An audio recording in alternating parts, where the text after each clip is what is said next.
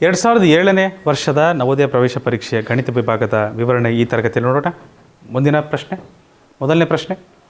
ಪ್ರತಿ ಅಂಕೆಯನ್ನು ಒಂದು ಬಾರಿ ಮಾತ್ರ ಉಪಯೋಗಿಸಿ 1, 4, 6, 8 ಮತ್ತು 9 ಎಂಬ ಅಂಕೆಗಳಿಂದ ರೂಪಿಸಬಹುದಾದ ಅತಿ ದೊಡ್ಡ 5 ಅಂಕೆಯ ಸಮಸಂಖ್ಯೆ ಯಾವುದು?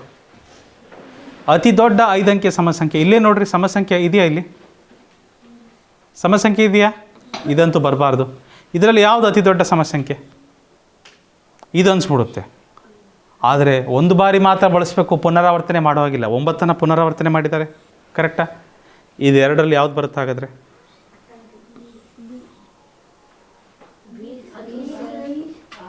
ಓಹ್ ಸಾರಿ, ಬಿ ಕರೆಕ್ಟ್. ಇದು ಬರೋದಿಲ್ಲ, ಆಪ್ಷನ್ ಬಿ ಕರೆಕ್ಟ್. ಅತಿ ದೊಡ್ಡ ಸಮಸಂಖ್ಯೆ. ಹೀಗೂ ನೋಡ್ಬೋದು ನೀವು, ಆಪ್ಷನ್ಸ್ ಎಲಿಮಿನೇಟ್ ಮಾಡಿ ಈ ರೀತಿ ಪ್ರಶ್ನೆಗಳಿಗೆ ಉತ್ತರಿಸ್ಬೋದು. ಮುಂದಿನ ಪ್ರಶ್ನೆ. 900 × 100 ಪಡೆಯಲು 900 × 100 ಪಡೆಯಲು 83,524 ಮತ್ತು 4,364 ಮೊತ್ತಕ್ಕೆ ಯಾವುದನ್ನು ಸೇರಿಸಬೇಕು? ಯಾವುದನ್ನು ಸೇರಿಸಬೇಕು? ಏನು ಸೇರಿಸ್ಬೇಕು ಗೊತ್ತಿಲ್ಲ, ಅದಕ್ಕೆ ಏನು ಮಾಡೋಣ? ಎಕ್ಸನ್ನು ಸೇರಿಸೋಣ. ಸೊ ಯಾವುದರ ಮೊತ್ತಕ್ಕೆ ಮಕ್ಕಳೇ? 83,524 ಮತ್ತು 4,365 ಇವುಗಳ ಮೊತ್ತಕ್ಕೆ ಎಷ್ಟನ್ನು ಸೇರಿಸಿದರೆ ನಾವೇನನ್ನು ಪಡಿಬೋದಂತೆ? 900 × 100 ಪಡೆಯಬಹುದು. ಅರ್ಥ ಆಯ್ತಾ? ಇದು ಬುದ್ಧಿ ಕೆಲಸ, ಇದು ಮುಖ್ಯ ಬುದ್ಧಿ ಕೆಲಸ. ಇದು ಸರಿ ಆಯ್ತಂದರೆ ಮಿಕ್ಕಿದ್ದೆಲ್ಲ ಸರಿ ಆಗ್ತದೆ. ಇದರಲ್ಲಿ ಇದನ್ನು ಕೂಡಿಸೋಣ. ಏನಾಗ್ತದೆ? 4 + 5 9, 2 + 6 8, 5 + 3 8, 3 + 4 7, 8ಕ್ಕೆ 8 ಪ್ಲಸ್ ಎಕ್ಸ್. ಅಲ್ಲಿ 900ಕ್ಕೆ 100 ಗುಣಿಸಿದ್ರೆ ಏನಾಗ್ತದೆ? 9 ಪಕ್ಕ 4 0, ಕರೆಕ್ಟಾ? 90,000 ಆಗ್ತದೆ. ಎಕ್ಸ್ನ ಬೆಲೆ ಏನಾಗ್ತದೆ? ಎಕ್ಸ್ನ ಬೆಲೆ 90,000 ಮೈನಸ್ ಆಗುತ್ತಲ್ವ, ಇದು ಪ್ಲಸ್ ಇದೆ. ಆ ಕಡೆ ಹೋದ್ರೆ ಏನಾಗುತ್ತೆ? ಮೈನಸ್. ಕೆಳಗೆ ಬರೆದು ಬಿಡ್ತೀನಿ, ಕಳೆಯೋದು ಸುಲಭ ಆಗ್ತದೆ. 87,889. ಅಲ್ಲಿಗೆ ನಮಗೆ ಎಕ್ಸ್ನ ಬೆಲೆ ಏನು ಸಿಗುತ್ತೆ ಮಕ್ಕಳೇ? ಇಲ್ಲಿ ಇದು 8 ಆಗುತ್ತೆ, ಇವೆಲ್ಲವೂ 9 ಆಗ್ತವೆ, ಇದೊಂದು ಮಾತ್ರ 10 ಆಗುತ್ತೆ. 10 9 ಅಂದರೆ 1 1 1 2 2,111. ಆಪ್ಷನ್ ಎ ಇದಕ್ಕೆ ಸರಿಯಾದ ಉತ್ತರ. ಸರಿನಾ? ಆಪ್ಷನ್ ಎ ಇದಕ್ಕೆ ಸರಿಯಾದ ಉತ್ತರ ಆಗ್ತದೆ. ಮುಂದಿನ ಪ್ರಶ್ನೆ. 1 ಕಿಲೋಗ್ರಾಂ ಸಕ್ಕರೆಯನ್ನು 5 ಸಮಭಾಗಗಳಾಗಿ ವಿಂಗಡಿಸಲಾಗಿದೆ. ಪ್ರತಿಯೊಂದು ಭಾಗದ ತೂಕವೆಷ್ಟು ಅಂತ ಕೇಳಿದ್ದಾರೆ. 1 kg ಸಕ್ಕರೆ ಇದೆ, ಅದನ್ನು ಎಷ್ಟು ಭಾಗ ಮಾಡ್ಬೇಕು ನಾನು? 5 ಭಾಗ ಮಾಡಬೇಕು. 5ರಿಂದ ಭಾಗ ಮಾಡಬೇಕು ಅಷ್ಟೇ. 1/5 ಅಂದರೆ ಎಷ್ಟು? 0.2 kgಗೆ kg ಇದೆಯಾ? 0.2 kg ಎಲ್ಲಾದರೂ ಇಲ್ಲಿ 200 kg ಬರುತ್ತಾ ನಮಗೆ? ಬರಲ್ಲ. 250 kg ಬರುತ್ತಾ? ಬರಲ್ಲ. 250 ಗ್ರಾಮ್ ಅಂತೂ ಕಾಣ್ತಾ ಇಲ್ಲ, 200 ಗ್ರಾಮ್ ಕಾಣ್ತಾ ಇದೆ. ಇದು ಕೆ ಜಿನ ಗ್ರಾಮ್ ಮಾಡ್ಬೇಕಂದ್ರೆ ಏನು ಮಾಡ್ಬೇಕು ನಾನು? ಏನು ಗುಣಿಸ್ಬೇಕು? 1000 ಗುಣಿಸಿದ್ರೆ ಗ್ರಾಮ್ ಆಗುತ್ತೆ. ಅದು 1000 ಗುಣಿಸಿದ್ರೆ ಗ್ರಾಮ್ ಆಗುತ್ತೆ. ಸೊ 2 × 1000 2000 ಆಗ್ತಿದೆ. 2000 ಪಾಯಿಂಟ್ ಆದಮೇಲೆ ಒಂದು ಅಂಕೆ ಇದೆ, ಅದರ ಕೊನೆ 0 ಬರಲ್ಲ, ನಮಗೆ ಲೆಕ್ಕಕ್ಕೆ ಬರಲ್ಲ. ಗ್ರಾಮಿಗೆ ಗ್ರಾಮ್ ಎಷ್ಟಾಗ್ತದೆ ಮಕ್ಕಳೇ? ಆಪ್ಷನ್ ಬಿ ಕರೆಕ್ಟ್ ಆಗುತ್ತಾ? ಆಪ್ಷನ್ ಬಿ ಕರೆಕ್ಟ್ ಆಗುತ್ತಾ? ರೈಟ್, ಆಪ್ಷನ್ ಬಿ ಇದಕ್ಕೆ ಸರಿಯಾದ ಉತ್ತರ ಆಗ್ತದೆ. ಮುಂದಿನ ಪ್ರಶ್ನೆ. ಇವುಗಳ ಮೊತ್ತವೆಷ್ಟು? ಮತ್ತೊಮ್ಮೆ ಹೇಳ್ತೀನಿ, ಪಾಯಿಂಟ್ ಕೆಳಗೆ ಪಾಯಿಂಟ್ ಸರಿಯಾಗಿ ಹಾಕ್ಕೊಳ್ಳಿ, ನಿಮಗೆ ಉತ್ತರ ಕರೆಕ್ಟ್ ಬರುತ್ತೆ. ಆಯಿತಾ? 11.11 11.11 11 ಪಾಯಿಂಟ್. ಇದರ ಮೊತ್ತ 1 2 3 4.44 ಇಲ್ಲಿದೆಯಪ್ಪ. Option D. ಭಾಳ ಸರಳ ಪ್ರಶ್ನೆ ಇತ್ತು. ಎಷ್ಟು ಶಿಸ್ತನ್ನು ಕಾಪಾಡ್ಕೊಂತೀರ ನೀವು ಲೆಕ್ಕ ಮಾಡೋದ್ರಲ್ಲಿ, ಅದು ಮುಖ್ಯವಾಗ್ತದೆ ಈ ಪ್ರಶ್ನೆಗೆ. ಡಿಸಿಪ್ಲಿನ್ ಆಗಿರ್ಬೇಕಲ್ಲಿ. ಇದರ ಫಲಿತಾಂಶ ಎಷ್ಟು ಅಂತ ಕೇಳಿದ್ದಾರೆ, ನಾನು ಲೆಕ್ಕ ಮಾಡೋದೇ ಇಲ್ಲ. ಪಾಯಿಂಟ್ ಆದಮೇಲೆ ಎಷ್ಟಿದೆ ಇಲ್ಲಿ? ಪಾಯಿಂಟ್ ಆದಮೇಲೆ ಇಲ್ಲಿ ಎಷ್ಟಿದೆ? 2 - 1. Option C. ಅಷ್ಟೇ ತಾನೇ? ಲೆಕ್ಕ ಮಾಡೋ ಹಾಗಿಲ್ಲ, ನೇರ ಪ್ರಶ್ನೆ ಅದು, ನೇರ ಪ್ರಶ್ನೆ. ಮುಂದಿನ ಪ್ರಶ್ನೆ. ಇದಕ್ಕೂ ಸಹ ಲೆಕ್ಕ ಮಾಡೋದಿಲ್ಲ. 39/1000 ಸಮಾನ ದಶಮಾಂಶ ಯಾವುದು? 3 0ಯಿಂದ ಭಾಗಿಸ್ತಿದ್ದೀರಂದರೆ ಆಪ್ಷನ್ ಇದೊಂದೇ ಇರೋದು. ರೈಟ್. ಇದು ಸಹ ನೇರ ಪ್ರಶ್ನೆ, ಯಾವುದೇ ರೀತಿ ಲೆಕ್ಕ ಇದ್ದಿದ್ದಿಲ್ಲ. ಕೆಳಗಿನವುಗಳಲ್ಲಿ ಅವಿಭಾಜ್ಯ ಸಂಖ್ಯೆ ಯಾವುದು? ನೋಡ್ರಿ, ಇದು ಎಲ್ಲಿ ಬರುತ್ತೆ? ಇದು 119, 17 ಏಳನೇ ಬರುತ್ತೆ. ಇದು 3 ಮಗ್ಗೆಯಲ್ಲಿ ಬರುತ್ತೆ ನೋಡ್ರಿ, 3 ಇಂಟು 41, 41 ಮೂರಲೇ ಬರುತ್ತೆ. ಅದು ಇದೆಲ್ಲಿ ಬರ್ತದೆ? 11ರ ವರ್ಗ. ಇದೊಂದೇ ತಾನೇ ಬರೋದಿಲ್ಲ. ಮತ್ತು ನಾನು ಮತ್ತೊಮ್ಮೆ ಹೇಳಿದ್ದೆ, 200ರವರೆಗಿನ ಅವಿಭಾಜ್ಯ ಸಂಖ್ಯೆಗಳನ್ನು ಕಂಠಪಾಠ ಮಾಡಿದರೆ ಮಾತ್ರ ಇಂತಹ ಲೆಕ್ಕಗಳಿಗೆ ಥಟ್ ಅಂತ ಉತ್ತರ ಹೇಳ್ಬೋದು. ನೀವು ನೆನಪಿರುತ್ತೆ ನಿಮಗೆ, 131 ಬಾಯ್ಪಾಠ ಮಾಡಿರೋದು 131 ಅಂತ ಹಾಕ್ಬಿಡ್ತೀರ ಎಕ್ಸಾಮ್ನಲ್ಲಿ, ರೈಟ್? ಸೊ 131 ಅವಿಭಾಜ್ಯ ಸಂಖ್ಯೆ ಹೌದು. 2 ಮಾರ್ಗಗಳಲ್ಲಿರುವ 2 ಅಡ್ಡ ಹಾದಿಗಳಲ್ಲಿ ಸಂಜ್ಞೆಯು ಸಿಗ್ನಲ್ ಕ್ರಮವಾಗಿ 25 ಸೆಕೆಂಡುಗಳು ಮತ್ತು 45 ಸೆಕೆಂಡುಗಳಿಗೆ ಬದಲಾಗ್ತದೆ. ಅವುಗಳು ಜೊತೆಯಾಗಿ ಬೆಳಗ್ಗೆ 9 ಗಂಟೆ 20 ನಿಮಿಷಕ್ಕೆ ಬದಲಾದರೆ ಪುನಃ ಅವುಗಳು ಜೊತೆಯಾಗಿ ಬದಲಾಗುವ ಸಮಯ ಯಾವುದು? ಯಾವಾಗ ಬದಲಾಗ್ತವೆ? ಲಾಸ ನಿಮ್ಮ ಸಿಲೆಬಸ್ ಎಲ್ಲ ಆಯ್ಸತಿ, ಆದರೂ ನಾವು ಮಾಡ್ತಾ ಇದ್ದೀವಿ, ಮಾಡೋಣ ಆಯಿತಾ? ಎಷ್ಟಾಗ್ತದೆ ಮಕ್ಕಳೇ? 5ರ ಮಗ್ಗಿ 5 5 5 9 ಮುಂದೆ ಹೋಗುತ್ತಾ? ಮುಂದೇನಾದರೂ ಮಾಡೋಕ್ಕೆ ಸಾಧ್ಯ ಇದೆಯಾ? 5 ಇಂಟು 5 ಇಂಟು 9, 5 5 25 ಇಂಟು 9 ಎಷ್ಟು ಬರುತ್ತೆ ಮಕ್ಕಳೇ? 225. ಏನು 225? ಇದು ಸೆಕೆಂಡುಗಳು ತಾನೇ, ಸೆಕೆಂಡ್ ತಾನೇ. ಸೆಕೆಂಡ್ನ ನಿಮಿಷಕ್ಕೆ ಮಾಡ್ಬೇಕಂದ್ರೆ ಏನು ಮಾಡ್ಬೇಕು ನಾನು? 225 ಡಿವೈಡೆಡ್ ಬೈ 60ರಿಂದ ಮಾಡಬೇಕು. 6 4 24 ಆಗುತ್ತೆ, 6 3 18, 0ಗೆ 0. ಎಷ್ಟಾಗುತ್ತೆ ಇದು? 12ರಲ್ಲಿ 8 ಹೋದರೆ 4, 0ಗೆ 0. 3 ನಿಮಿಷ 45 ಸೆಕೆಂಡ್ ಬರುತ್ತೆ, ಕರೆಕ್ಟಾ? 3 ನಿಮಿಷ 45 ಸೆಕೆಂಡ್ ಬರುತ್ತೆ. ಮೊದಲು ಬಾರಿಸಿದ್ದು ಯಾವಾಗ? ಅದು ಮೊದಲು ಬಾರಿಸಿದ್ದು ಯಾವಾಗ? ಗಂಟೆ, ನಿಮಿಷ, ಸೆಕೆಂಡ್ ಹೇಳ್ರಿ. 9 ಗಂಟೆ 20 ನಿಮಿಷ 0 ಸೆಕೆಂಡ್, ಏನು ಕೊಟ್ಟಿಲ್ಲ ಅಂದರೆ 0 ಸೆಕೆಂಡ್. ಈಗ 3 ನಿಮಿಷ 45 ಸೆಕೆಂಡ್ ಆದಮೇಲೆ ಮತ್ತೊಂದು ಸರಿ ಜೊತೆಗೆ ಬಾರಿಸ್ತದೆ, ಅದನ್ನು ಕೂಡಿಸ್ಬೇಕು ನಾವು. 9 ಗಂಟೆ 23 ನಿಮಿಷ 45 ಸೆಕೆಂಡ್. ಆಪ್ಷನ್ ಬೆಳಗ್ಗೆ. ಎಲ್ಲದೂ ಬೆಳಗ್ಗೆ ಇದೆ, ಎಲ್ಲದೂ ಬೆಳಗ್ಗೆ ಇದೆ, ಸಮಸ್ಯೆ ಬರಲಿಕ್ಕಿಲ್ಲ ಅಲ್ಲಿ. Okay, very good.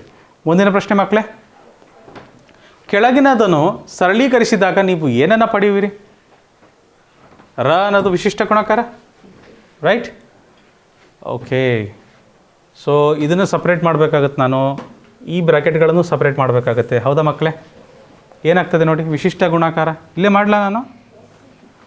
5 1 5, 5 5 25, 5 3 minus 5 1 5, 5 4 20, 4 4 16 minus 6 by 1 into 5 by 3. So 3 1 3 2 5 2 ಏನಾಗುತ್ತೆ? 10 ಆಗುತ್ತೆ. Very good. 15 ಮೈನಸ್ 16 ಮೈನಸ್ 10, ಕರೆಕ್ಟಾ? 15 ಮೈನಸ್ 6 ಎಷ್ಟು ಬರುತ್ತೆ ಮಕ್ಕಳೇ? ಆಪ್ಷನ್ ಇಷ್ಟೇ. 3 ಸ್ಟೆಪ್ ಲೆಕ್ಕ ಆಯ್ತು ಅಷ್ಟೇ, ಅದು 3 ಸ್ಟೆಪ್ ಲೆಕ್ಕ ಆಯಿತು. ಸೊ ಮುಂದೆ ಹೋಗ್ಬೋದಾ? ಸರಿ ಆಯಿತಾ? ಚಲೋ, ಥ್ಯಾಂಕ್ ಯು. ಒಂದು ಕೆಲಸದಾಳನ್ನು ಒಂದು ದಿನದ ಕೆಲಸಕ್ಕೆ 50 ರೂಪಾಯಿರಂತೆ 15 ದಿವಸಗಳಿಗೆ ಇರಿಸಲಾಯಿತು ಮತ್ತು ಗೈರು ಹಾಜರಂದರೆ ಆಬ್ಸೆಂಟ್, ಗೈರು ಹಾಜರಿಗೆ 25 ರೂಪಾಯಿರಂತೆ ದಂಡ ಹಾಕಲಾಯಿತು. ಅವನಿಗೆ 375 ರೂಪಾಯಿಗಳು ಸಿಕ್ಕಿದರೆ, ಸಂಬಳವಾಗಿ 375 ರೂಪಾಯಿ ಸಿಕ್ಕರೆ ಕೊನೆಗೆ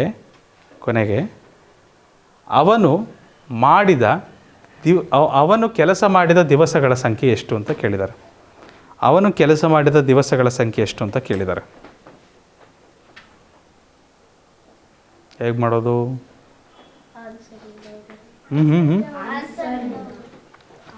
ಆನ್ಸರಿಂದನೇ ಹೋಗೋಣ, ಇದಕ್ಕೆ ಉತ್ತರದಿಂದನೇ ಹೋಗೋಣ. ಅಕಸ್ಮಾತ್ ಅವನು 7 ದಿನ ಪ್ರೆಸೆಂಟ್ ಆಗಿದ್ದರೆ ಸಂಬಳ ಎಷ್ಟಿರ್ತಿತ್ತು ಅವನಿಗೆ? 7 ದಿನ ಪ್ರೆಸೆಂಟ್ ಆಗಿದ್ದರೆ ಒಂದು ದಿನಕ್ಕೆ ಎಷ್ಟು ಸಂಬಳ? 50 ರೂಪಾಯಿ ಸಂಬಳ. ಎಷ್ಟಾಗ್ತಿತ್ತು ಸಂಬಳ? 350 ರೂಪಾಯಿ ಸಂಬಳ ಆಗ್ತಿತ್ತು. 5 7 7 5 35, 0 0 350 ರೂಪಾಯಿ ಸಂಬಳ ಆಗ್ತಿತ್ತು. 7 ದಿನ ಪ್ರೆಸೆಂಟ್ ಆದರೆ 15 ದಿನದಲ್ಲಿ 7 ದಿನ ಪ್ರೆಸೆಂಟ್ ಆದರೆ ಎಷ್ಟು ದಿನ ಅರ್ಜೆಂಟು? 8 ದಿನ ಅರ್ಜೆಂಟ್. 8 ದಿನ ಅಬ್ಸೆಂಟ್ ಆದರೆ ಸಂಬಳ ಎಷ್ಟು ಕಟ್ ಮಾಡ್ತಿದ್ರು ಅವರು? 25 ರೂಪಾಯಿ ಕಟ್ ಮಾಡ್ತಾರೆ. ಗೈರು ಹಾಜರಿಗೆ 25 ರೂಪಾಯಿ ಕಟ್ ಮಾಡ್ತಾರೆ. ನನಗೆ ಎಷ್ಟು ಸಂಬಳ ಬಂದಿದೆ ಅದರಲ್ಲಿ ಮತ್ತೆ 25 ರೂಪಾಯಿ ಕಟ್ ಮಾಡಿಬಿಡ್ತಾರೆ ಅವರು. ಸೊ 25 ರೂಪಾಯಿ ಕಟ್ ಮಾಡಿದ್ರೆ ಎಷ್ಟು ಹೋಗುತ್ತೆ? 25 8 200. ಎಷ್ಟು ಉಳಿತದೆ ಇಲ್ಲಿ? 150 ಉಳಿತದೆ. ಅವನಿಗೆ ಸಂಬಳ 150 ಸಿಕ್ಕಿದೆಯಾ? ಸಂಬಳ 150 ಸಿಕ್ಕಿದೆಯಾ ಗೋಕುಲ್ ಕೂಡ? 150 ಸಿಕ್ಕಿದೆಯಾ? ಇಲ್ಲ. 375 ಸಿಕ್ಕಿರೋದು. ಆಪ್ಷನ್ ಎ ಅಂತೂ ಬರೋದಿಲ್ಲ, ಆಪ್ಷನ್ ಎ ಬರೋದಿಲ್ಲ. ಆಪ್ಷನ್ ಬಿ ಚೆಕ್ ಮಾಡೋಣ. ಒಂದು ವೇಳೆ 8 ದಿನ ಪ್ರೆಸೆಂಟ್ ಆಗಿದ್ದರೆ ಸಂಬಳ ಎಷ್ಟು ಸಿಗುತ್ತೆ? 400 ರೂಪಾಯಿ ಸಿಗುತ್ತಾ? 8 5 40, 0 0. 8 ದಿನ ಪ್ರೆಸೆಂಟ್ ಆದರೆ 15 ದಿನದಲ್ಲಿ ಎಷ್ಟು ದಿನ ಆಬ್ಸೆಂಟು? 7 ದಿನ ಆಬ್ಸೆಂಟ್. 7 ದಿನ ಆಬ್ಸೆಂಟ್ ಆದರೆ ಕೃಷ್ಣ ದಿನಕ್ಕೆ 25 ರೂಪಾಯಿ ಮೈನಸ್ ಮಾಡಬೇಕು. 25 7 175 ಮೈನಸ್ ಮಾಡೋಣ, ಏನು ಬರುತ್ತೆ ನೋಡಿರಿ. 10ರಲ್ಲಿ 5 ಹೋದರೆ 5 2 1 ಅಲ್ಲ ಸಾರಿ 2 225. ನಮಗೆ ಬೇಕಾಗಿದ್ದೆಷ್ಟು? 375. ಅವನಿಗೆ ಸಿಕ್ಕುವ ಸಂಬಳ ಎಷ್ಟು? ಕೊನೆಗೆ ಅವನಿಗೆ ಸಿಗುವ ಸಂಬಳ ಎಷ್ಟು? 375 ಅಲ್ವಾ? ಹೌದಲ್ವಾ? ಸೊ ಆಪ್ಷನ್ ಬಿನೂ ಸಹ ಬರಲಿಕ್ಕಿಲ್ಲ. ಕೊನೆಗೆ ಆಪ್ಷನ್ ಸಿ ಇದೆ ನಮ್ಮ ಹತ್ರ. 10 ದಿನ ಪ್ರೆಸೆಂಟ್ ಆದರೆ ಎಷ್ಟು ಸಂಬಳ ಸಿಗುತ್ತೆ? 10 × 50 ರೂಪಾಯಿ. ದಿನಕ್ಕೆ 50 ರೂಪಾಯಿ ಅಂದರೆ 10 ದಿನಕ್ಕೆ 10 × 50 ರೂಪಾಯಿ ಎಷ್ಟಾಗ್ತದೆ? ಇದು 500 ರೂಪಾಯಿ ಆಗುತ್ತೆ. 15 ದಿನದಲ್ಲಿ 10 ದಿನ ಪ್ರೆಸೆಂಟ್ ಆದರೆ ಎಷ್ಟು ದಿನ ಆಬ್ಸೆಂಟು? 15 ದಿನದಲ್ಲಿ 10 ದಿನ ಪ್ರೆಸೆಂಟ್ ಆದರೆ ಎಷ್ಟು ದಿನ ಆಬ್ಸೆಂಟು? 5 ದಿನ ಆಬ್ಸೆಂಟು. 5 ದಿನ ಆಬ್ಸೆಂಟು. ಆಬ್ಸೆಂಟ್ ಆದರೆ ಎಷ್ಟು ರೂಪಾಯಿ ಕಟ್ ಮಾಡ್ತಾರೆ? 25 ರೂಪಾಯಿ. ಎಷ್ಟಾಗ್ತದೆ? 25 5 125. ಸೊ ಇದನ್ನು ಕಟ್ ಮಾಡಿ ನೋಡಿ ಎಷ್ಟು ಬರ್ತದೆ ಸಂಬಳ ಒಂದು. 10ರಲ್ಲಿ 5 ಹೋದರೆ 5, 9ರಲ್ಲಿ 2 ಹೋದರೆ 7, 4ರಲ್ಲಿ 1 ಹೋದರೆ 3, 375 ಸಂಬಳ. 375 ಬಂತ. ಹಾಗಾದರೆ ಅವನು ಕೆಲಸಕ್ಕೆ ಬಂದ ದಿನಗಳ ಸಂಖ್ಯೆ ಎಷ್ಟು? 10 ದಿನಗಳು. ಆಬ್ಸೆಂಟ್ ಆದ ದಿನಗಳೆಷ್ಟು? 5 ದಿನಗಳು. ಆಪ್ಷನ್ ಸಿ ಇದಕ್ಕೆ ಸರಿಯಾದ ಉತ್ತರ. ಸಿಂಪಲ್. ಉತ್ತರದಿಂದ ಹೋಗ್ಬಿಡಿ ಆಯಿತಾ. ಈ ಥರ ಪ್ರಶ್ನೆಗಳಿಗೆ ಏನೂ ಗೊತ್ತಾಗಲಿಲ್ಲ ಅಂದರೆ ಉತ್ತರದಿಂದನೇ ಹೋಗ್ಬಿಟ್ರೆ ನಮಗೆ ಸಿಕ್ಬಿಡುತ್ತೆ. ಮುಂದಿನ ಪ್ರಶ್ನೆ. ಪ್ರಶ್ನಾರ್ಥಕ ಚಿಹ್ನೆಯ ಸ್ಥಾನದಲ್ಲಿ ಬರುವ ಸಂಖ್ಯೆ ಯಾವುದು? ಪ್ರಶ್ನಾರ್ಥಕ ಚಿಹ್ನೆಯ ಸ್ಥಾನದಲ್ಲಿ ಬರುವ ಸಂಖ್ಯೆ ಯಾವುದು? ಏನು ಬರ್ತದೆ? ಏನು?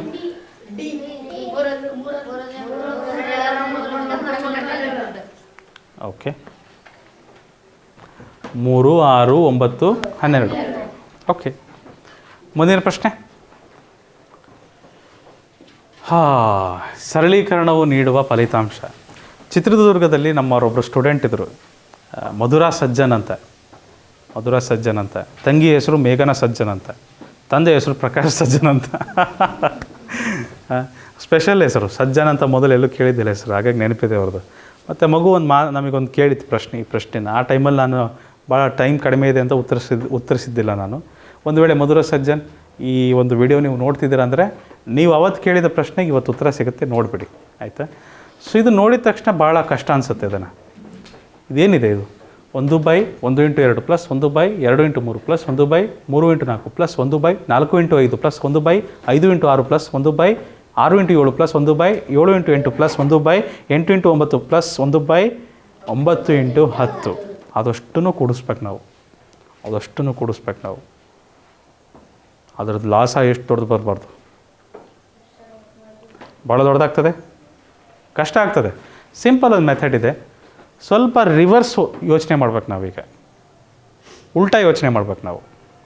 ಇದುವರೆಗೂ ಈ ಥರ ಕೊಟ್ಟಿದ್ದಿದ್ರೆ 1/1 ಮೈನಸ್ 1/2 ಅಂತ ಕೊಟ್ಟಿದ್ರೆ ಲಾಸ ತಗೊಂಡು ಏನು ಮಾಡಿಬಿಡ್ತಿದ್ರಿ? 1 × 2 ಲಾಸ ಆಗ್ತದೆ. ಇದಕ್ಕೆ 1 ಎಷ್ಟಲೇ 2, 1 2 2 ಎಷ್ಟಲೇ 1 ಅಲ್ಲ 2 ಎಷ್ಟಲೇ 2, 2 1 1 2 2 ಮೈನಸ್ 1 1 1 ಏನಾಗ್ತೈತದು? 1/1 × 2. ಹಿಂಗೆ ಮಾಡ್ತಿದ್ವಿ. ಬಿಡಿಯಾದ ರಾಶಿಗಳನ್ನು ಲಾಸ ತೊಗೊಂಡು ಕೂಡಿಸ್ಬಿಡ್ತಿದ್ವಿ ನಾವು. Yes or no? ಈಗೇನು ಮಾಡಬೇಕು? ಇಲ್ಲಿಂದ ಇಲ್ಲಿಗೆ ಹೋಗ್ಬೇಕು ನಾವು. ವಾಪಸ್ ಹೋಗಬೇಕು. ರಿವರ್ಸ್ ಇಂಜಿನಿಯರಿಂಗ್ ಮುಂದೆ ಕಲಿತೀರ ನೀವು ಅದನ್ನು. ಬಟ್ ಉಲ್ಟಾ ಹೋಗ್ಬೇಕು ನಾವೀಗ. 1/2 ಅಂತ ಕೊಟ್ಟಿದ್ದರೆ ನಾವು ಅದನ್ನು ಈ ರೀತಿ ಬರಿಬೋದಾ? 1/1 ಮೈನಸ್ 1/2 ಉಲ್ಟಾ ಬರಿಬೋದಾ ಅದನ್ನು? Yes or no? ಅದೇ ರೀತಿ ನಮಗೆ ಅಕಸ್ಮಾತು 1/1 × 2 ಈ ಥರ ಬರೆದ್ವಿ ರೀ. 1/2 × 3 ಇದ್ದರೆ 1/2 × 3 ಅಂತ ಇದ್ದರೆ ಅದನ್ನು 1/2 ಮೈನಸ್ 1/3 ಅಂತ ಬರಿಬೋದಾ? ಚೆಕ್ ಮಾಡ್ತೀರಾ ನೋಡ್ರಿ ಬೇಕಾರೆ. 2 3 ಲಾಸ ಏನಾಗುತ್ತೆ? ಅವಿಭಾಜ್ಯ ಸಂಖ್ಯೆಗಳ ಲಾಸ ಏನಾಗುತ್ತೆ? ಅವುಗಳ ಗುಣಲಬ್ಧ. ಸೊ 6 ಆಗುತ್ತಲ್ವಾ? 2 ಎಷ್ಟಲೇ 6, 2 3 3 ಎಷ್ಟಲೇ 6, 3 2. ಸೊ 3 1 3 3 ಮೈನಸ್ಸಿಗೆ ಮೈನಸ್ 1 2 2 ಎಷ್ಟಾಗುತ್ತೆ ಮಕ್ಕಳು? ಇದು 3ರಲ್ಲಿ 2 ಹೋದರೆ 1, 2 × 3 2 × 3 ಕರೆಕ್ಟಾ? ಸೊ ರಿವರ್ಸ್ ಇಂಜಿನಿಯರಿಂಗ್ ಮಾಡೋಣ ಈಗ. ಅಲ್ಲಿಗೆ ಒಟ್ಟಾರೆ ನೋಡಿ, ನಮ್ಮ ಹತ್ರ ಈ ರೀತಿ ಇತ್ತಂದರೆ 1 1 into 2 1/1 into 2 plus 1/2 into 3 plus 1/3 into 4 plus 1/4 into 5 ಹೌದಾ? ಪ್ಲಸ್ ಹೀಗೆ ಎಲ್ಲಿವರೆಗೂ ಹೋಗುತ್ತಿದೆ? ಪ್ಲಸ್ 1/1 ನಿಮಿಷ 8 ತನಕ ಹೋಗ್ತಡ್ರಿ. 1/8 ಇಂಟು 9 ಪ್ಲಸ್ 1/9 ಇಂಟು 10 ಕೊನೆಯ ತನಕ ಹೋಗ್ತದೆ. ಮಧ್ಯದಲ್ಲೂ ಇದ್ದಾವೆ 5 ಇಂಟು 6 6 ಇಂಟು 7 7 ಇಂಟು 8 ಎಲ್ಲ ಇದ್ದಾವೆ. ಜಾಗ ಇಲ್ಲ ಅಂತ ಬರೆಯೋದಿಲ್ಲ ನಾವು, ಸರಿನಾ? ಸೊ ಇದನ್ನು ಬಿಡಿಸ್ತಾ ಹೋದರೆ ಬಿಡಿ ಮಾಡಿದ್ರೆ ಏನಾಗುತ್ತೆ? ಇದು 1/1 ಮೈನಸ್ 1/2 ಇದು ಸಾರಿ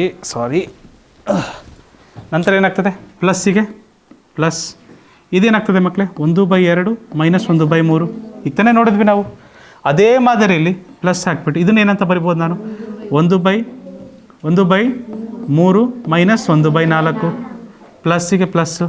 ಮತ್ತು ಇದೇನಾಗ್ತದೆ? 1/4 ಮೈನಸ್ 1/5 ಪ್ಲಸ್ಸಿಗೆ ಪ್ಲಸ್. ಹೀಗೆ ಮುಂದುವರಿತದೆ. ಎಲ್ಲಿವರೆಗೂ ಮುಂದುವರಿತದೆ? ಕೊನೆಯ ತನಕ. ಒಂದು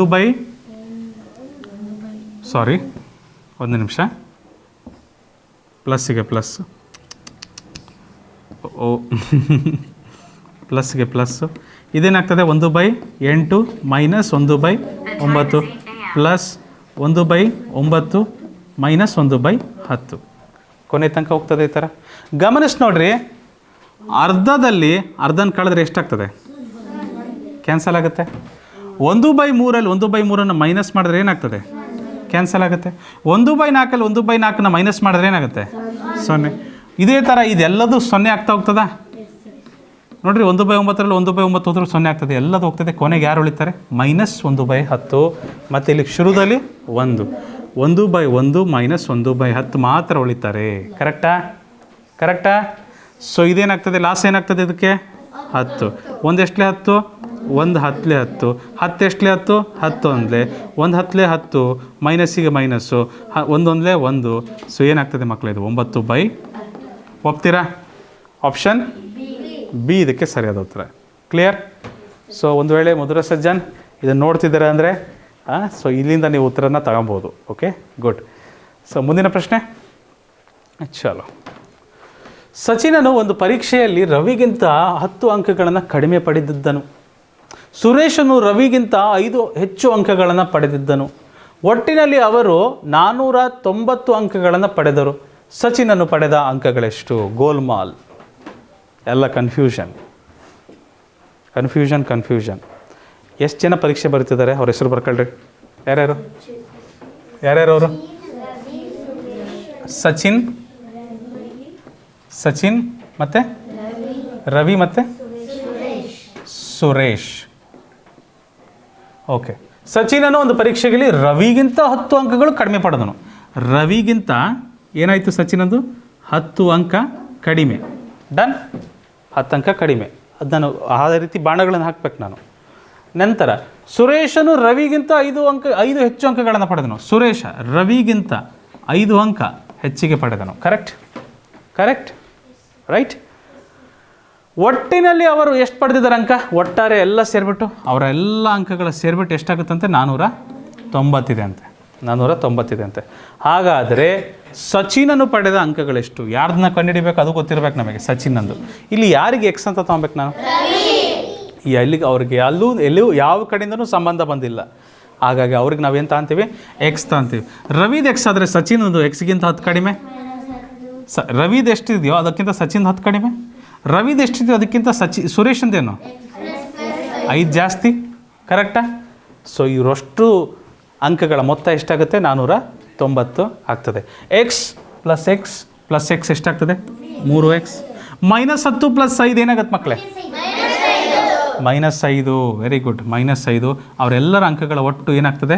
ಮೊತ್ತ 490 ಆಗುತ್ತೆ. 3x ಇಲ್ಲೇ ಉಳಿಸ್ಕೊತೀನಿ. 490 + 5 ಆಗುತ್ತಲ್ವಾ? 3x = 495. 3x ಅಲ್ಲ, ಬರೀ ಎಕ್ಸ್ ಮಾತ್ರ ಇಲ್ಲಿ ಉಳಿಸ್ಕೊತೀನಿ. 495/3. ಒಪ್ತೀರಾ? ಅಲ್ಲಿಗೆ ಎಕ್ಸ್ನ ಬೆಲೆ ಎಷ್ಟು ಬರುತ್ತೆ ಮಕ್ಕಳೇ? 3 1 3 ಶೇಷ 1 3 6 18 ಶೇಷ 1 3 5 15 165 ಬರುತ್ತೆ ಮಕ್ಕಳೇ. ಎಕ್ಸ್ನ ಬೆಲೆ ಎಷ್ಟು ಬರುತ್ತೆ? 165 ಬರುತ್ತೆ. 165 ಆನ್ಸರ್ ಇದೆಯಾ? ಆಪ್ಷನ್ ಎ ಅಂತ ಹಾಕ್ಬಿಡ್ತೀರಿ. ನಮಗೆ ಎಕ್ಸ್ ಅಂದರೆ ಯಾರು ಇಲ್ಲಿ? ರವಿ. ರವಿದು ಎಕ್ಸು. ನಮಗೆ ಎಕ್ಸ್ ಅಲ್ಲ ಬೇಕಾಗಿರೋದು, ನಮಗೆ ಯಾರು ಬೇಕು? ಸಚಿನ್ ಬೇಕು. ಸಚಿನ್ ಅಂಕಗಳು ಏನಿತ್ತು ನೋಡ್ರಿ. ಸಚಿನ್ ಒಂದು ನಿಮಿಷ. ಸಚಿನ್ ಅಂಕಗಳು ರವಿಗಿಂತ 10 ಕಡಿಮೆ ಇದ್ವು. ಎಸ್, ಸಚಿನ್ದು ರವಿಗಿಂತ 10 ಕಡಿಮೆ, ರೈಟ್. ರವಿದು ಎಷ್ಟು ಬಂದಿದೆ ನಮಗೆ? 165 ಬಂದಿದೆ. ಅದಕ್ಕಿಂತ 10 ಕಡಿಮೆ ಅಂದರೆ ಎಷ್ಟಾಗುತ್ತೆ ಮಕ್ಕಳೇ? 155. ಆಪ್ಷನ್ ಬಿ ಇದಕ್ಕೆ ಸರಿಯಾದ ಉತ್ತರ. ಅವಸರ ಮಾಡಬೇಡಿ ಈ ರೀತಿ ಲೆಕ್ಕ ಬಂದಾಗ. ಯಾವುದು ಕೇಳಿದಾರೆ ಅನ್ನೋದು ಗುರುತು ಮಾಡ್ಕೊಳ್ಳಿ. ಸಚಿನ್ ತಾನೇ ನಮಗೆ ಬೇಕಾಗಿರೋದು. ಪ್ರಶ್ನೆಯಲ್ಲಿ ಸಚಿನ್ ಬಗ್ಗೆ ಕೇಳಿರೋದು. ಓಕೆ, ಮುಂದಿನ ಪ್ರಶ್ನೆ. 2 ಅಂಕಿ ಸಂಖ್ಯೆಯ ಅಂಕಿಗಳ ಮೊತ್ತ 11. ಆ ಸಂಖ್ಯೆಯಿಂದ 63 ಕಳೆದಾಗ ಅಂಕಿಗಳು ವ್ಯತಿರಿಕ್ತ ಆಗ್ತವೆ, ರಿವರ್ಸ್ ಆಗ್ತವೆ. ಹಾಗಾದರೆ ಸಂಖ್ಯೆ ಯಾವುದು? ಮೊದಲು ಫಸ್ಟ್ ಆಫ್ ಆಲ್ 2 ಅಂಕಿ ಸಂಖ್ಯೆಗಳಿದಾವೆಲ್ಲವು. ಅವುಗಳ ಮೊತ್ತ 11 ಬರ್ತದ? 7 4 11, 8 3 11, 6 5 11, 9 + 2 11. ಓಕೆ, 11 ಬರ್ತದೆ.